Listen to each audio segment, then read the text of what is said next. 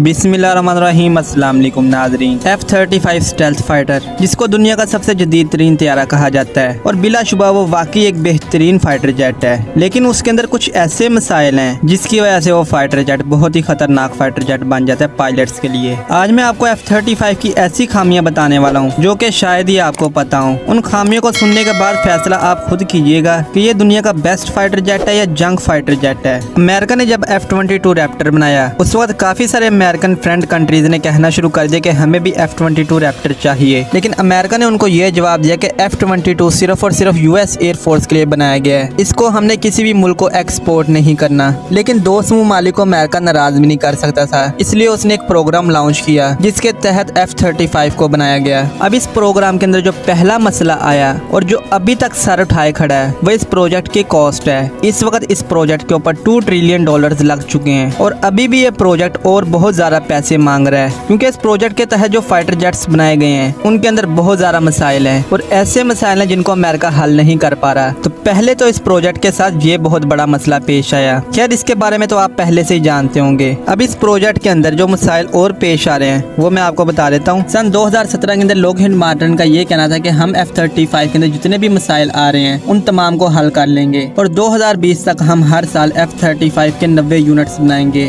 और इस production speed को हम बढ़ाते जाएंगे और 2022 तक हम हर साल 160 यूनिट्स F-35 के बनाना शुरू हो जाएंगे। लेकिन F-35 के अंदर मसाइल ही ऐसे पेश आ रहे हैं जिसकी वजह से बार बार इसकी प्रोडक्शन लाइन को रोकना पड़ता है। अभी पिछले महीने आपने F-35 का एक क्रैश देखा था, वो किस वजह से क्रैश हुआ था उसके ऊपर मैं एक अलग से वीडियो बना चुका हूँ, लेकिन उस वक्त भी अमेरिका को इसकी प्रोडक्शन को रोकना पड़ गया था। अब पेंटागन के मुताबिक जब इसने अपनी फर्स्ट फ्लाइट की थी उस वक्त इसके अंदर 13 बहुत अहम मसाइल बाकी थे, लेकिन उसके बावजूद भी इसकी प्रोडक्शन को स्टार्ट कर दिया गया। पेंटागन के ऑफिशियल्स का ये कहना है कि उन 13 मसाइल में से हमने काफी सारे मसाइल को दूर कर लिया है, लेकिन हकीकत इसके बरक्स है। अभी भी 9 ऐसे मसाइल इस फाइटर जेट के अंदर मौजूद हैं जो कि इसको पायलट्स के लिए बहुत ज्यादा खतरनाक बनाते हैं। सबसे पहला जो इसके अंदर मसला, जो बहुत बड़ा मसला है, वो इस तरह है कि जैसे ही F-35 1.3 मैक के ऊपर जाता है तो इसकी स्टेल्थ कोटिंग खराब होना शुरू हो जाती है और पायलट्स के मुताबिक इसके अंदर वाइब्रेशन बहुत ज्यादा होती है और कई दफा ऐसे केसेस निकल कर सामने आए कि जैसे F-35 ने 1.3 मैक की स्पीड को अचीव किया उसके बाद इसके टेल के ऊपर लगे हुए एंटीनास और सेंसर्स खराब हो गए और काफी सारे टूट फूट का भी शिकार हो गए। और ये डिटेल पेंटागन की तरफ से भी शेयर की गई है और उसके अलावा अमेरिकन एयरफोर्स के पायलट्स ने भी इन बातों को शेयर किया है। अब आप खुद ही देखें ये मसला कितना बड़ा मसला है। F-35 की टॉप स्पीड 1.6 मैक है, लेकिन जैसे ही 1.3 मैक को अचीव करता है तो उसका स्टेल्थ खतरे के अंदर पड़ जाता है। अब आपको पता है कि जो इसका मेन रोल है या जो चीज इसकी दिखाकर इसको दुनिया को बेचा जाता है वो इसका स्टेल्थ ही है। अभी स्पीड के अंदर जब इसकी स्टेल्थ कोटिंग ही उखड़ना शुरू हो जाएगी तो उसके बाद तो इसका मेन रोल ही खत्म हो जाएगा। पेंटागन के मुताबिक उन्होंने F-35 के लिए एक नई स्टेल्थ कोटिंग तैयार की थी जो कि पहले से ज्यादा लचकदार थी, लेकिन जब उसको इस फाइटर जेट के ऊपर अप्लाई किया गया वो भी नाकाम हो गई। पेंटागन का कहना यह कि इस कोटिंग के अंदर जितने मसाइल बचे हम उसको दूर कर लेंगे और उसके बाद F-35 की ये प्रॉब्लम खत्म हो जाएगी, लेकिन अभी तक इस चीज के अंदर इनको नाकामी पेश आ रही है। अब इससे जो अगली प्रॉब्लम है वो है इसका डाटा शेयरिंग से मुतालिक। अमेरिकन पायलट्स के मुताबिक इस फाइटर जेट के अंदर डाटा शेयरिंग के बहुत बड़े मसाइल हैं। वो ये कहते हैं कि जब भी हम डाटा शेयर करने की कोशिश करते हैं, चाहे वो डाटा मेन हेडक्वार्टर के साथ शेयर करना हो या अपने साथी फाइटर जेट के साथ शेयर करना हो, उसके अंदर बहुत सारी प्रॉब्लम्स आती हैं और इसके सेंसर्स काम करना छोड़ जाते हैं या जो इन्फॉर्मेशन होती है जो शेयर की जाती है उसके अंदर काफी सारे एरर्स आ जाते हैं। इसको आसान अल्फाज के अंदर आप इस तरह समझ सकते हैं कि आपने किसी को एक मैसेज भेजा है, या तो वो मैसेज पूरा ना जा रहा हो या उसके अल्फाज आगे पीछे हो जाएं या उसके अंदर स्पेलिंग मिस्टेक्स आना शुरू हो जाएं। सेम यही प्रॉब्लम F-35 के अंदर भी पेश आ रही है, जिसके ऊपर पेंटागन का कहना यह कि ये सॉफ्टवेयर के मसाइल हैं, इसको हम बहुत जल्द हल कर लेंगे। लेकिन ऐसी स्टेटमेंट्स तो पेंटागन पिछले 5 साल से दे रहा है, लेकिन ये प्रॉब्लम्स ऐसे हैं जो कि अभी तक खत्म नहीं हो रहे। उसके बाद जो इसका बहुत बड़ा मसला है और मेरे देखने के अंदर इससे बड़ा मसला इस फाइटर जेट के अंदर कोई और हो ही नहीं सकता, वो मसला इसके कॉकपिट से मुताल्लिक है और खास तौर पर यह मसला अमेरिकन नेवी के F-35 के साथ पेश आ रहा है। अमेरिकन नेवी के पायलट्स का कहना ये है कि इसके कॉकपिट के अंदर का प्रेशर बहुत ज्यादा हाई हो जाता है और इसकी वजह से हमारी गर्दन और कमर के अंदर बहुत ज्यादा तकलीफ होना शुरू हो जाती है और हम अपने मिशन ठीक तरह से परफॉर्म नहीं कर पाते। और जब हम एक फ्लाइट लेकर आते हैं उसके बाद हमारी तबीयत इतनी खराब हो जाती है कि हम दूसरी फ्लाइट नहीं ले सकते। अब आप खुद बताएं कि आपके पास दुनिया का बेहतरीन हथियार है, लेकिन जब आप उसको चलाएंगे उसके बाद आपके जिस्म के साथ ये मसाइल पेश आना शुरू हो जाएं, तो क्या आप जंग जीत सकते हैं? अगर कोई जंग लग जाती है और उसके अंदर F-35 ने अपना किरदार अदा करना है,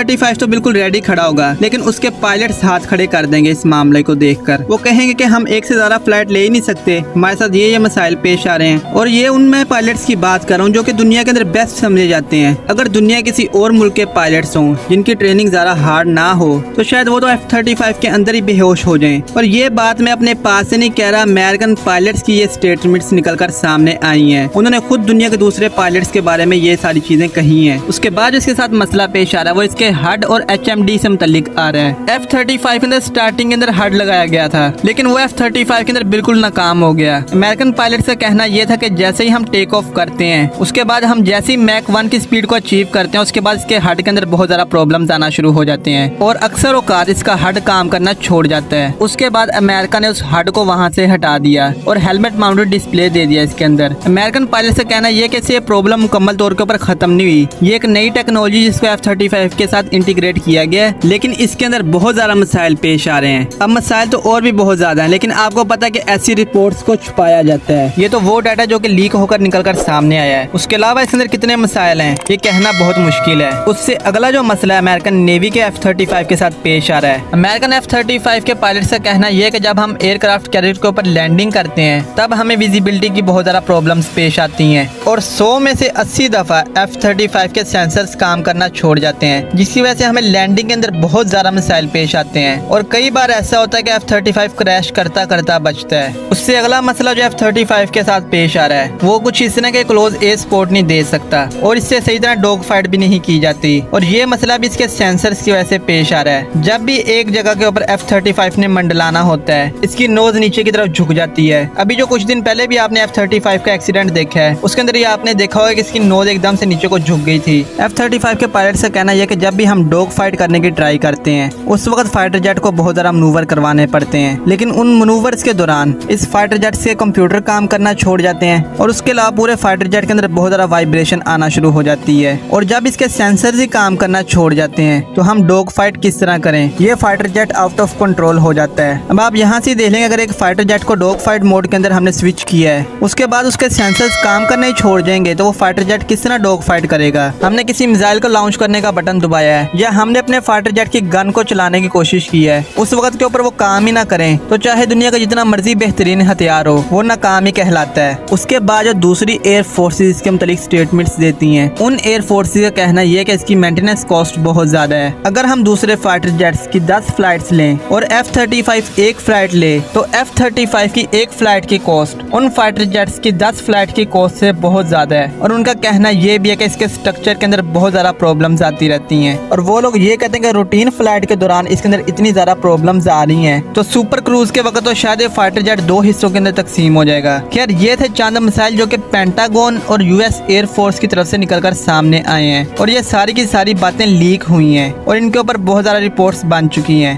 F-35 के अंदर इसके अलावा बहुत सारे और मसाइल हैं जो कि हमें बिल्कुल भी नहीं पता। अब ये सारे के सारे मसाइल मैंने आपके सामने रख दिए हैं, अब आप इनको देखकर खुद ये फैसला कर लें कि ये जंक फाइटर जेट है या दुनिया का बेस्ट फाइटर जेट है और क्या अगर आपको ऐसा फाइटर जेट लेना पड़े तो आप उस फाइटर जेट को खरीदेंगे, ये फैसला आप खुद कीजिएगा। खैर ये थी आज की वीडियो। अगर आपको ये वीडियो पसंद आई है तो इस वीडियो को कर दें लाइक और मजीद ऐसी वीडियोस देखने के लिए कर लें इस चैनल को सब्सक्राइब। तो मिलते हैं अगली वीडियो के अंदर, तब तक के लिए अल्लाह हाफिज।